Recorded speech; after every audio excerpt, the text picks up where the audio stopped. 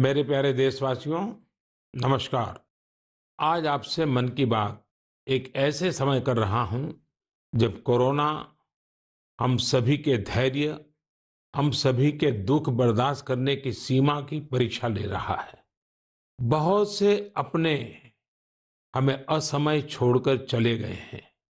Corona की पहली wave का सफलतापूर्वक मुकाबला करने के बाद देश हौसले से भरा हुआ था, आत्मविश्वास से भरा हुआ था। लेकिन इस तूफान ने देश को झकझोर दिया है। साथियों, बीते दिनों इस संकट से निपटने के लिए मेरी अलग-अलग सेक्टर्स के एक्सपर्ट्स के साथ, विशेषज्ञों के साथ लंबी चर्चा हुई है। हमारी फार्मा इंडस्ट्री के लोग हों, वैक्सीन मैन्युफैक्चरर्स हों, ऑक्सीजन के प्रोडक्शन से जुड़े लोग हों या फिर मेडिकल फील्ड के जानकार, उन्होंने अपने महत्वपूर्ण सुझाव सरकार को दिए हैं। इस समय हमें इस लड़ाई को जीतने के लिए एक्सपर्ट्स और वैज्ञानिक सलाह को प्राथमिकता देनी है।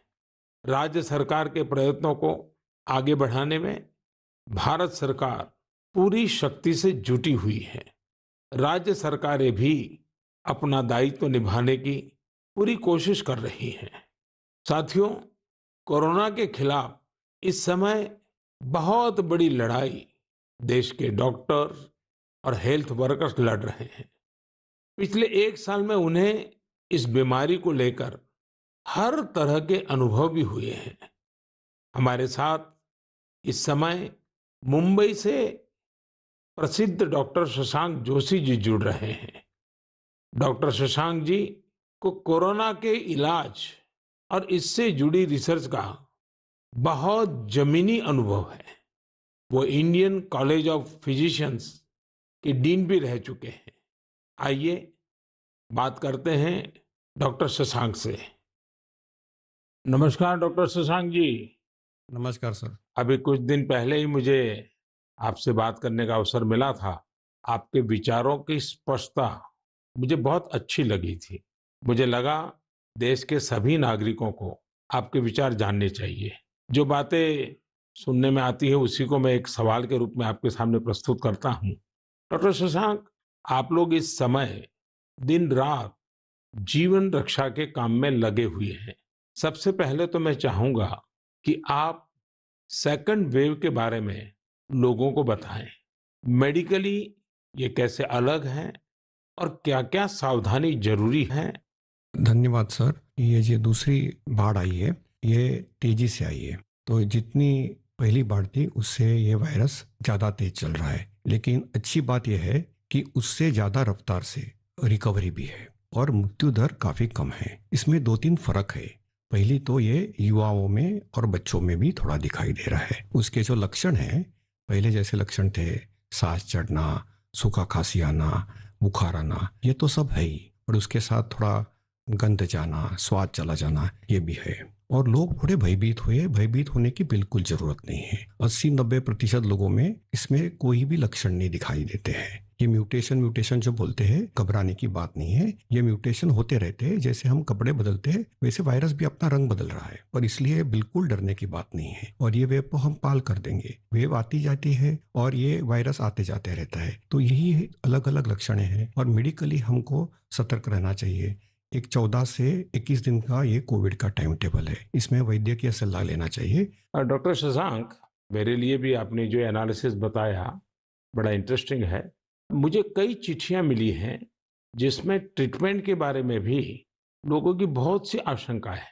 कुछ दवाओं की मांग बहुत ज्यादा है।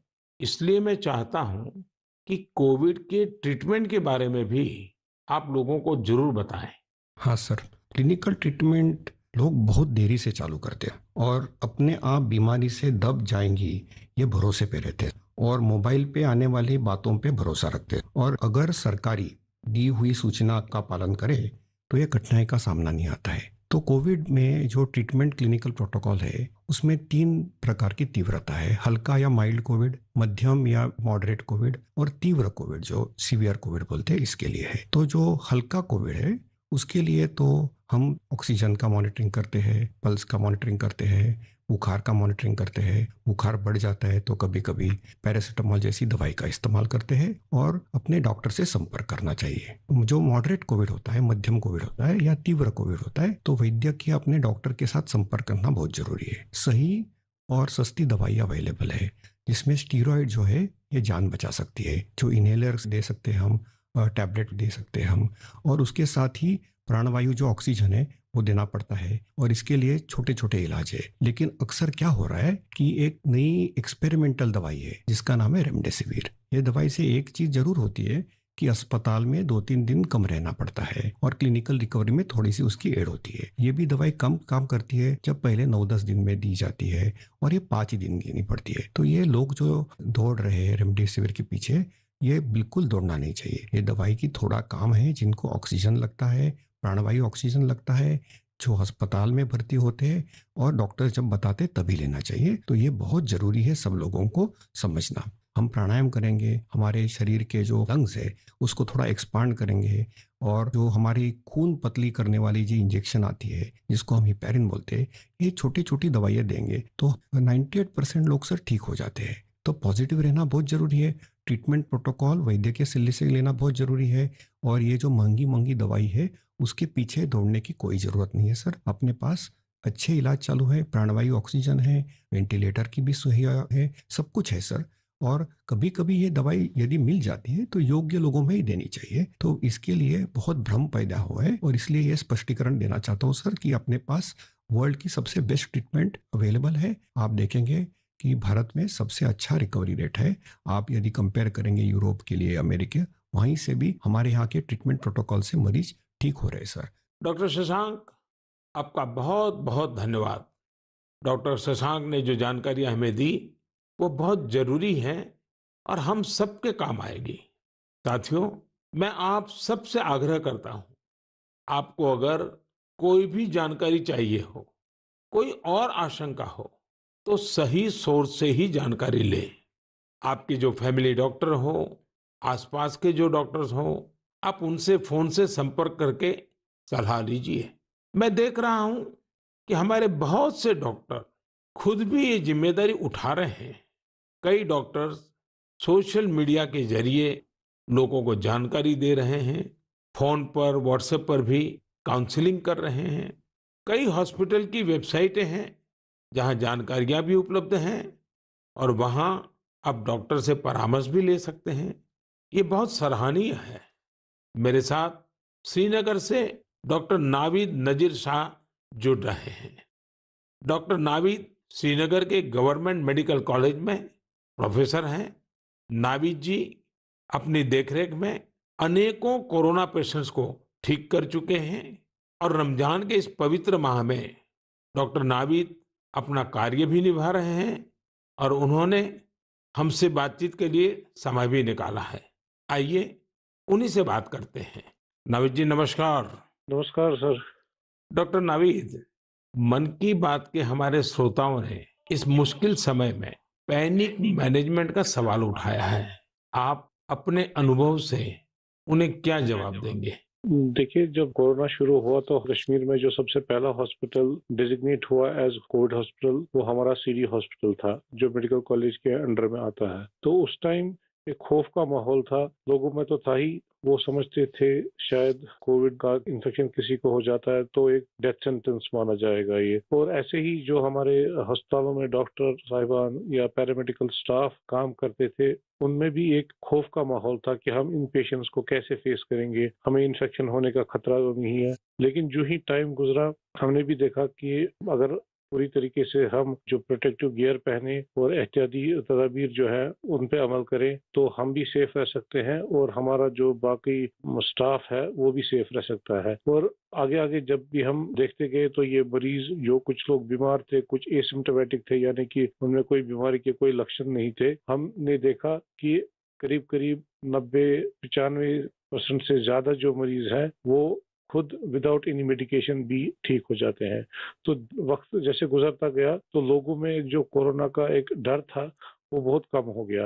आज की बात जो हम ये सेकंड वेव जो इस टाइम हमारी आई है इस कोरोना में, इस टाइम भी हमें पैनिक होने की जरूरत नहीं है। इस मौके पे भी हम अगर जो प्रोटेक्टिव मेजर्स हैं, जो एसओपीज है, अगर उन पे हम अमल करेंगे, जैसे मास्क पहनना, हैंड सैनिटाइजर का यूज करना, इसके अलावा फिजिकल डिस्टेंस मेंटेन करना या सोशल गैदरिंग्स हम अवॉइड करें, तो हम अपना रोजमर्रा का काम भी बखूबी निभा सकते हैं और इस बीमारी से प्रोटेक्शन भी पा सकते हैं। डॉक्टर नावीद, वैक्सीन को लेकर भी लोगों के कई सारे सवाल हैं, जैसे कि वैक्सीन से कितनी सुरक्षा मिलेगी, वैक्सीन के बाद कितना आश्वस्त रह सकते हैं। आप कुछ बात इसमें बताएं तो श्रोताओं को बहुत लाभ होगा। जब कोरोना का इन्फेक्शन सामने आया, तब से आज तक हमारे पास अभी कोविड-19 के अगेंस्ट कोई इफेक्टिव ट्रीटमेंट अवेलेबल नहीं है। तो हम इस बीमारी को फाइट दो ही चीजों से कर सकते हैं। एक तो प्रोटेक्टिव मेजर, और हम पहले से ही कह रहे थे कि अगर कोई इफेक्टिव वैक्सीन हमारे पास आए तो वो हमें इस बीमारी से निजात दिला सकता है। और हमारे मुल्क में 2 वैक्सीन इस टाइम अवेलेबल है, कोवैक्सीन है, कोविशील्ड है, जो यहीं पे बना हुआ वैक्सीन है। और कंपनीज भी अपनी जो उन्होंने ट्रायल्स की हैं, तो उसमें भी देखा गया है कि इसकी एफिकेसी जो है वो 60% से ज्यादा है। अगर हम जम्मू कश्मीर की बात करें, हमारी यूटी में अभी तक 15 से 16 लाख तक लोगों ने अभी ये वैक्सीन लगाया है। हाँ, सोशल मीडिया में काफी इसके जो मिसकंसेप्शन या मिथ्स इसमें आए थे कि ये साइड इफेक्ट्स हैं। अभी तक हमारी जो भी यहाँ पे वैक्सीन लगे हैं, कोई साइड इफेक्ट उनमें नहीं पाया गया है। सिर्फ जो आम हर किसी वैक्सीन के साथ एसोसिएटेड होता है, किसी को बुखार आना, पूरे बदन में दर्द, या लोकल साइट जहाँ पे इंजेक्शन लगता है वहाँ पे पेन होना, ऐसे ही साइड इफेक्ट्स हमने हर मरीज में देखे हैं। तो कोई ग्रॉस हमने कोई एडवर्स इफेक्ट नहीं देखा है। हाँ, और दूसरी बात, लोगों में ये भी आशंका थी कि कुछ लोग आफ्टर वैक्सीनेशन यानी वैक्सीन टीकाकरण के बाद पॉजिटिव हो गए। इसमें कंपनी से ही गाइडलाइंस है कि उसमें अगर किसी को टीका लगा है उसके बाद उसको इन्फेक्शन हो सकता है, वो पॉजिटिव हो सकता है, लेकिन जो बीमारी की सीवियरिटी है यानी बीमारी की शिद्दत जो है उन मरीजों में उतनी नहीं होगी। यानी कि वो पॉजिटिव हो सकते हैं, लेकिन जो बीमारी है वो एक जानलेवा बीमारी उनमें साबित नहीं हो सकती है। इसलिए जो भी ये मिसकंसेप्शंस हैं वैक्सीन के बारे में, वो हमें दिमाग से निकालने चाहिए। और जिसकी बारी आई, क्योंकि 1 मई से हमारा पूरे मुल्क में जो भी 18 साल से ज्यादा की उम्र के हैं उनको वैक्सीन लगाने का कार्यक्रम शुरू होगा, तो लोगों से अपील यही करेंगे कि आप आए, वैक्सीन लगवाएं और अपने आप को भी प्रोटेक्ट करें, और ओवरऑल हमारी सोसाइटी और हमारी कम्युनिटी इससे प्रोटेक्ट हो जाएगी कोविड-19 के इन्फेक्शन से। डॉक्टर नावीद, आपका बहुत बहुत धन्यवाद और आपको रमजान के पवित्र महीने की बहुत बहुत शुभकामनाएं। बहुत बहुत शुक्रिया। साथियों, कोरोना की इस संकट काल में वैक्सीन की अहमियत सभी को पता चल रही है। इसलिए मेरा आग्रह है कि वैक्सीन को लेकर किसी भी अफवाह में न आए। आप सभी को मालूम भी होगा कि भारत सरकार की तरफ से सभी राज्य सरकारों को फ्री वैक्सीन भेजी गई है, जिसका लाभ 45 साल की उम्र के ऊपर के लोग ले सकते हैं। अब तो 1 मई से देश में 18 साल के ऊपर के हर व्यक्ति के लिए वैक्सीन उपलब्ध होने वाली है। अब देश का कॉरपोरेट सेक्टर, कंपनियां भी अपने कर्मचारियों को वैक्सीन लगाने के अभियान में भागीदारी निभा पाएगी। मुझे ये भी कहना है कि भारत सरकार की तरफ से मुफ्त वैक्सीन का जो कार्यक्रम अभी चल रहा है, वो आगे भी चलता रहेगा। मेरा राज्यों से भी आग्रह है कि वो भारत सरकार के इस मुफ्त वैक्सीन अभियान का लाभ अपने राज्य के ज्यादा से ज्यादा लोगों तक पहुंचाएं। साथियों, हम सब जानते हैं कि बीमारी में हमारे लिए अपनी अपने परिवार की देखभाल करना मानसिक तौर पर कितना मुश्किल होता है, लेकिन हमारे अस्पतालों के नर्सिंग स्टाफ को तो यही काम लगातार कितने ही मरीजों के लिए एक साथ करना होता है। ये सेवा भाव हमारे समाज की बहुत बड़ी ताकत है। नर्सिंग स्टाफ द्वारा की जा रही सेवा और परिश्रम के बारे में सबसे अच्छे से तो कोई नर्स ही बता सकती हैं। इसलिए मैंने रायपुर के doctor B.R. Ambedkar medical college hospital में अपनी सेवाएं दे रही सिस्टर भावना ध्रुव जी को मन की बात में आमंत्रित किया है। वो अनेकों कोरोना मरीजों की देखभाल कर रही हैं। आइए उन्हीं से बात करते हैं। नमस्कार भावना जी। आदरणीय प्रधानमंत्री जी, नमस्कार। भावना जी, यस सर।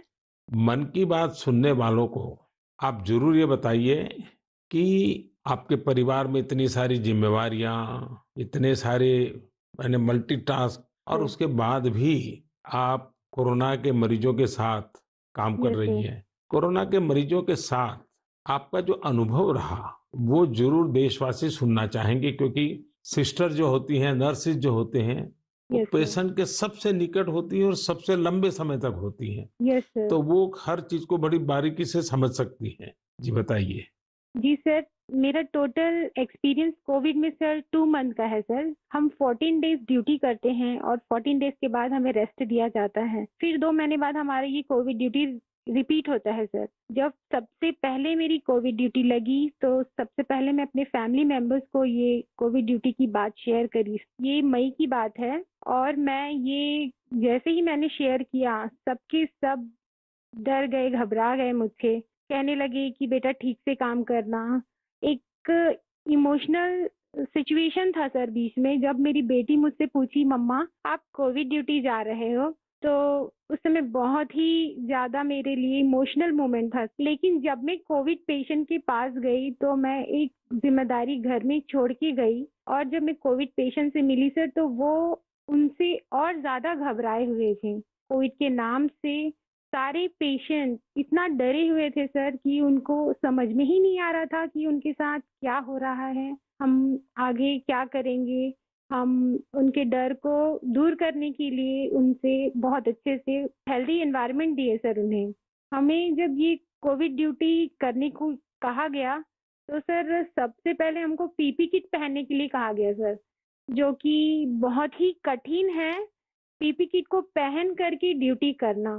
सर ये बहुत टफ था हमारे लिए। मैंने 2 मंथ की ड्यूटी में हर जगह 14-14 दिन ड्यूटी किए, वार्ड में, आईसीयू में, आइसोलेशन में सर। यानी कुल अलग। मिलाकर तो आप 1 साल से इसी काम को कर रही है। Yes sir. वहाँ जाने से पहले मुझे नहीं पता था कि मेरे कलीग्स कौन हैं। हम एक टीम मेंबर की तरह काम किए सर, उनका जो भी प्रॉब्लम थे उनको शेयर किए। हम जाने पेशेंट के बारे में और उनका स्टिग्मा दूर किया सर। कई लोग ऐसे थे सर कि जो कोविड के नाम से ही डरते थे। वो सारे सिम्टम्स उनमें आते थे जब हम हिस्ट्री लेते थे उनसे, लेकिन वो डर के कारण वो अपना टेस्ट नहीं करवा पाते थे। तो हम उनको समझाते थे और सर जब सीवियरिटी बढ़ जाती थी तब उनका लंग्स ऑलरेडी इन्फेक्टेड हो चुका रहता था, तब उनको आईसीयू की ज़रूरत रहती थी, तब वो आते थे और साथ में उनकी पूरी फैमिली आती थी। तो ऐसा 1-2 केस हमने देखा सर। और ऐसा भी नहीं कि हर एक एज ग्रुप के साथ काम किया सर हमने, जिसमें छोटे बच्चे थे, महिला, पुरुष, बुजुर्ग, सारे तरह के पेशेंट थे सर। उन सबसे हमने बात करी तो सबने कहा कि हम डर की वजह से नहीं आ पाए। सबका यही हमें आंसर मिला सर। तो हम उनको समझाएं सर कि डर कुछ नहीं होता है, आप हमारा साथ दीजिए, हम आपका साथ देंगे। बस आप जो भी प्रोटोकॉल्स है उसे फॉलो कीजिए। बस हम इतना उनसे कर पाए सर। भावना जी, मुझे बहुत अच्छा लगा आपसे बात कर कर के। आपने काफ़ी अच्छी जानकारियाँ दी हैं, अपने स्वयं के अनुभव से दी हैं। जी तो सर। ज़रूर देशवासियों को इससे एक पॉजिटिविटी का मैसेज जाएगा। आपका बहुत-बहुत धन्यवाद Bhavana ji. Thank you so much sir. Thank you so much. जय हिंद सर। जय हिंद। भावना जी और नर्सिंग स्टाफ के आप जैसे हजारों लाखों भाई बहन बखूबी अपना कर्तव्य निभा रहे हैं। ये हम सभी के लिए बहुत बड़ी प्रेरणा है। आप अपने स्वास्थ्य पर भी खूब ध्यान दीजिए, अपने परिवार का भी ध्यान रखिए। साथियों, हमारे साथ इस समय बेंगलुरु से सिस्टर सुरेखा जी भी जुड़ी हुई हैं। सुरेखा जी केसी जनरल हॉस्पिटल में सीनियर नर्सिंग ऑफिसर हैं। आइए उनके अनुभव भी जानते हैं। नमस्ते Surekha ji. I'm really proud and honored, sir, to speak to Prime Minister of our country. Surekha ji, you along with all fellow nurses and hospital staff are doing excellent work. India is thankful to you all. What is your message for the citizens in this fight against COVID-19? Yes, sir. Being a responsible citizens, I would really like to tell something like, please be humble to your neighbors. And early testing and proper tracking help us to reduce the mortality rate. And moreover, please, if you find any symptoms, isolate yourself and consult nearby doctors and get treated as early as possible. So community need to know awareness about this disease and be positive. Don't be panic and don't be stressed out. It worsen the condition of the patient. We are thankful to our government, proud to have a vaccine also. I'm already vaccinated. With my own experience, I wanted to tell the citizens of India, no vaccines provides 100% protections immediately. It takes time to build a immunity. Please don't be scared to get vaccinated. Please vaccinate yourself. There is a minimal side effects, and I want to deliver the message like stay at home, stay healthy, avoid contact with the people who are sick, and avoid touching the nose, eyes and mouth unnecessarily. Please practice physical distancing, wear mask properly, wash your hands regularly, and home remedies you can practice in the house. Please drink Ayurvedic Kada, take steam inhalation and mouth gargling every day, and breathing exercise so you can do it. And one more thing, last and not least, please have a sympathy towards frontline workers and professionals. We need your support and cooperation. We will fight together. We will get through with the pandemic. This is what my message to the people, sir. Thank you Surekha ji. Thank you, sir. Surekha ji, वाकई आप बहुत कठिन समय में मोर्चा संभाले हुए हैं। आप अपना ध्यान रखिए। आपके परिवार को भी मेरी बहुत बहुत शुभकामनाएं हैं। मैं देश के लोगों से भी आग्रह करूंगा कि जैसा भावना जी, सुरेखा जी ने अपने अनुभव से बताया है, कोरोना से लड़ने के लिए पॉजिटिव स्पिरिट बहुत ज्यादा जरूरी है और देशवासियों को इसे बनाए रखना है। साथियों, डॉक्टर्स और नर्सिस स्टाफ के साथ साथ इस समय लैब टेक्नीशियंस और एम्बुलेंस ड्राइवर्स जैसे फ्रंटलाइन वर्कर्स भी भगवान की तरह ही काम कर रहे हैं। जब कोई एम्बुलेंस किसी मरीज तक पहुंचती है तो उन्हें एम्बुलेंस ड्राइवर देवदूत जैसा ही लगता है। इन सब की सेवाओं के बारे में, इनके अनुभव के बारे में देश को जरूर जानना चाहिए। मेरे साथ अभी ऐसे ही एक सज्जन है, श्रीमान प्रेम वर्मा जी, जो कि एक एम्बुलेंस ड्राइवर है। जैसा कि इनके नाम से ही पता चलता है, प्रेम वर्मा जी अपने काम को, अपने कर्तव्य को पूरे प्रेम और लगन से करते हैं। आइए उनसे बात करते हैं। नमस्ते प्रेम जी। नमस्ते सर जी। भाई प्रेम, हाँ जी सर। आप अपने कार्य के बारे में हाँ जी। जरा विस्तार से बताइए। आपका जो अनुभव है वो भी बताइए। मैं कैट्स एम्बुलेंस में ड्राइवर की पोस्ट पे हूँ। हाँ। और जैसे ही कंट्रोल हमें एक टैब पे कॉल देता है, 102 से जो कॉल आती है, हम मूव करते हैं पेशेंट के पास। हम पेशेंट को जाते हैं उनके पास। तो 2 साल से हम कंटिन्यू कर रहे हैं काम। अपना किट पहन के, ग्लव्स मास्क पहन के पेशेंट को जहाँ वो ड्रॉप करने के लिए कहते हैं, जो भी हॉस्पिटल में, हम जल्दी से जल्दी उनको ड्रॉप करते हैं। आपको तो वैक्सीन की दोनों डोज लग गई होगी। बिल्कुल सर। तो दूसरे लोगों को वैक्सीन लगवाएं, इसके लिए आपका क्या संदेश है?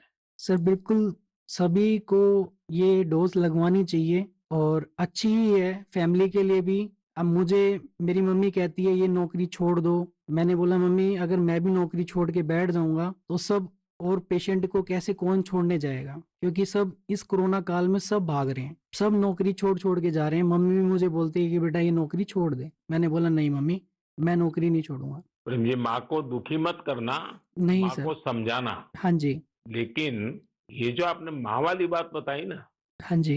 ये बहुत ही छूने वाली है। आपकी माता जी को भी हाँ जी मेरा प्रणाम कहिएगा। बिल्कुल। हाँ। हाँ जी। और प्रेम जी, मैं आपके माध्यम से हाँ जी। ये एम्बुलेंस चलाने वाले हमारे ड्राइवर भी हाँ जी। कितना बड़ा रिस्क लेकर के काम कर रहे हैं हाँ जी। और हर एक की माँ क्या सोचती है, बिल्कुल सर। ये बात जब श्रोताओं तक पहुंचेगी, हाँ जी। मैं जरूर मानता हूं कि उनको भी दिल को छू जाएगी। हाँ जी। प्रेम जी, बहुत बहुत धन्यवाद। आप एक प्रकार से प्रेम की गंगा बहा रहे हैं। धन्यवाद सर जी। धन्यवाद भैया। धन्यवाद। साथियों, प्रेम वर्मा जी और इन जैसे हजारों लोग आज अपना जीवन दांव पर लगाकर लोगों की सेवा कर रहे हैं। कोरोना के खिलाफ इस लड़ाई में जितने भी जीवन बच रहे हैं, उसमें एम्बुलेंस ड्राइवर्स का भी बहुत बड़ा योगदान है। प्रेम जी, आपको और देश भर में आपके सभी साथियों को मैं बहुत-बहुत साधुवाद देता हूं। आप समय पर पहुंचते रहिए, जीवन बचाते रहिए। मेरे प्यारे देशवासियों, ये सही है कि कोरोना से बहुत लोग संक्रमित हो रहे हैं, लेकिन कोरोना से ठीक होने वाले लोगों की संख्या भी उतनी ही ज्यादा है। गुरुग्राम की प्रीति चतुर्वेदी जी ने भी हाल ही में कोरोना को हराया है। प्रीति जी मन की बात में हमारे साथ जुड़ रही हैं। उनके अनुभव हम सबके काफी काम आएंगे। प्रीति जी नमस्ते। नमस्ते सर, कैसे हैं आप? मैं ठीक हूँ जी। सबसे हाँ जी। पहले तो मैं आपकी कोविड-19 से जी। सफलतापूर्वक लड़ने के लिए जी। सराहना करूँगा। थैंक यू सो मच मेरी सर। कामना है आपका स्वास्थ्य और तेजी से बेहतर हो। जी, शुक्रिया सर। प्रीति जी, हाँ जी सर। ये सिर्फ आपके परिवार में आप ही का नंबर लगा है कि परिवार के और सदस्य भी इसमें फंस गए हैं? नहीं, नहीं सर, मैं अकेली ही हुई थी चलिए आज पॉजिटिव। भगवान की कृपा रही। अच्छा जी मैं सर। चाहूँगा हाँ जी कि सर। आप अपने इस पीड़ा के अवस्था के कुछ अनुभव अगर साझा करें, तो जी सर। शायद जो श्रोता है, हाँ उनको भी जी। ऐसे समय कैसे अपने आप को सँभालना चाहिए, इसका मार्गदर्शन मिलेगा। जी सर, ज़रूर। सर इनिशियली इस स्टेज में मेरे को बहुत ज़्यादा लेथार्जिक मतलब बहुत सुस्ती-सुस्ती आया और उसके बाद ना मेरे गले में थोड़ी-सी खराश होने लगी। तो उसके बाद ना मेरा थोड़ा-सा मेरे को लगा कि ये सिम्पटम्स है तो मैंने टेस्ट कराने के टेस्ट कराया। दूसरे दिन रिपोर्ट आते ही जैसे ही मेरे को पॉज़िटिव हुआ, मैं अपने आप को क्वारंटीन कर लिया। एक रूम में आइसोलेट करके अब डॉक्टर्स के साथ कंसल्ट करा मैंने उनसे, उनकी मेडिकेशन स्टार्ट स कर तो दी। आपका परिवार बच गए आपके क्विक जी एक्शन सर। के कारण। जी सर, वो बाकी सबका भी फिर बाद में कराया था, बाकी सब नेगेटिव थे, मैं ही पॉजिटिव थी और उससे पहले मैंने अपने आप को आइसोलेट कर लिया था एक रूम के अंदर। अपनी ज़रूरत का सारा सामान रख के उसको मैं अपने आप अंदर कमरे में बंद हो गई थी और उसके साथ-साथ मैंने फिर डॉक्टर के साथ मेडिकेशन स्टार्ट कर दी। तो मैंने मेडिकेशन के साथ-साथ ना मैंने योगा, आयुर्वेदिक और साथ में मैंने ना काढ़ा भी लेना शुरू कर दिया था अपनी इम्यूनिटी बूस्ट करने के लिए। और सर मैं दिन में मतलब जब भी अपना भोजन वगैरह लेती थी, उसमें मैंने हेल्दी फूड जो कि प्रोटीन रिच डाइट थी, वो लिया मैंने। मैंने बहुत सारा फ्लूइड लिया, मैंने स्टीम लिया, गार्गल किया और हॉट वाटर लिया। मैंने दिन भर मैं इन सब चीज़ों को ही अपने उस जीवन में लेती आई डेली। और सर इन दिनों में ना सबसे बड़ी बात मैं बोलना चाहूँगी कि घबराना तो बिल्कुल नहीं है, बहुत मेंटली स्ट्रॉन्ग करना है, जिसके लिए मेरे को ना योगा ने बहुत ज़्यादा ब्रीदिंग एक्सरसाइज करती थी ना, उससे मुझे अच्छा लगता था उसको हुँ। करने से मुझे। अच्छा प्रीति जी, जब अब आपका प्रोसेस पूरा हो गया, आप संकट से बाहर निकल आई, हाँ अब जी। आपका टेस्ट भी नेगेटिव आ गया है, हाँ जी तो सर। फिर आप अपने स्वास्थ्य के लिए, जी इसके सर। देखभाल के लिए अभी क्या कर रही हैं? सर मैंने एक तो योगा बंद नहीं किया है, ठीक है? मैंने काढ़ा अभी भी ले रही हूँ और अपनी ना इम्यूनिटी बूस्ट रखने के लिए मैं अच्छा हेल्दी फूड खा रही हूँ अभी, हुँ। जो कि मैं बहुत अपने आप को नेग्लेक्ट कर लेती थी, उस पे बहुत ध्यान दे रही हूँ मैं। धन्यवाद Preeti ji. Thank you so much sir. आपने जो जानकारी दी, मुझे लगता है ये बहुत सारे लोगों के काम आएगी। आप स्वस्थ रहें, आपके परिवार के लोग स्वस्थ रहें, मेरी आपको बहुत-बहुत शुभकामनाएँ। मेरे प्यारे देशवासियों, जैसे आज हमारे मेडिकल फील्ड के लोग, फ्रंटलाइन वर्कर्स, दिन रात सेवा कार्यों में लगे हैं, वैसे ही समाज के अन्य लोग भी इस समय पीछे नहीं है। देश एक बार फिर एकजुट होकर कोरोना के खिलाफ लड़ाई लड़ रहा है। इन दिनों मैं देख रहा हूं, कोई क्वारंटाइन में रह रहे परिवारों के लिए दवा पहुंचा रहा है, कोई सब्जियां, दूध, फल आदि पहुंचा रहा है, कोई एम्बुलेंस की मुफ्त सेवाएं मरीजों को दे रहा है। देश के अलग अलग कोने में इस चुनौतीपूर्ण समय में भी स्वयंसेवी संगठन आगे आकर दूसरों की मदद के लिए जो भी कर सकते हैं वो करने का प्रयास कर रहे हैं। इस बार गांवों में भी नई जागरूकता देखी जा रही है। कोविड नियमों का सख्ती से पालन करते हुए लोग अपने गांव की कोरोना से रक्षा कर रहे हैं। जो लोग बाहर से आ रहे हैं उनके लिए सही व्यवस्थाएं भी बनाई जा रही हैं। शहरों में भी कई नौजवान सामने आए हैं जो अपने क्षेत्र में कोरोना के केस न बढ़े इसके लिए स्थानीय निवासियों के साथ मिलकर प्रयास कर रहे हैं। यानी एक तरफ देश दिन रात अस्पतालों, वेंटिलेटर्स और दवाइयों के लिए काम कर रहा है, तो दूसरी ओर देशवासी भी जी जान से कोरोना की चुनौती का मुकाबला कर रहे हैं। ये भावना हमें कितनी ताकत देती है, कितना विश्वास देती है। ये जो भी प्रयास हो रहे हैं, समाज की बहुत बड़ी सेवा है। ये समाज की शक्ति बढ़ाते हैं। मेरे प्यारे देशवासियों, आज मन की बात की पूरी चर्चा को हमने कोरोना महामारी पर ही रखा, क्योंकि आज हमारी सबसे बड़ी प्राथमिकता है इस बीमारी को हराना। आज भगवान महावीर जयंती भी है। इस अवसर पर मैं सभी देशवासियों को शुभकामनाएं देता हूं।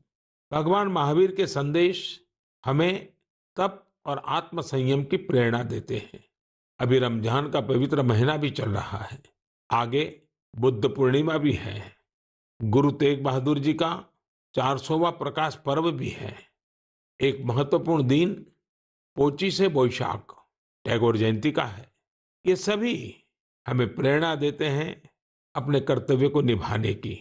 एक नागरिक के तौर पर हम अपने जीवन में जितनी कुशलता से अपने कर्तव्यों को निभाएंगे, संकट से मुक्त होकर भविष्य के रास्ते पर उतनी ही तेजी से आगे बढ़ेंगे। इसी कामना के साथ मैं आप सभी से एक बार फिर आग्रह करता हूं कि वैक्सीन हम सबको लगवाना है और पूरी सावधानी भी रखनी है। दवाई भी, कड़ाई भी, इस मंत्र को कभी भी नहीं भूलना है। हम जल्द ही साथ मिलकर इस आपदा से बाहर आएंगे। इसी विश्वास के साथ आप सभी का बहुत बहुत धन्यवाद। नमस्कार।